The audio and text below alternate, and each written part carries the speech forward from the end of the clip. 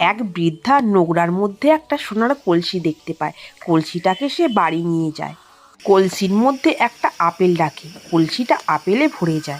বৃদ্ধা বুঝতে পারে ওটা একটা জাদু কলসি। তারপর বৃদ্ধা সেই কলসির মধ্যে কিছু খাবার রাখে। পুরো কলসিটা খাবারে ভরে যায়। তারপর সেই খাবার গরিব ও ক্ষুধার্ত মানুষের মধ্যে বিতরণ করে দেয়। তারপর কলসির মধ্যে একটা পয়সা রাখে। গোটা কলসি টাকাতে ভরে যায়।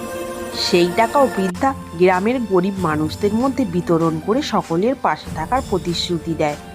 তারপর কলসির মধ্যে একটা খেলনা রাখে। গোটা কলসিটা খেলনাতে ভরে যায়। তারপর সেই খেলনাগুলো গ্রামের ছোট ছোট শিশুদের মধ্যে বিতরণ করে দেয়। শিশুরা খুব খুশি মনে খেলতে থাকে।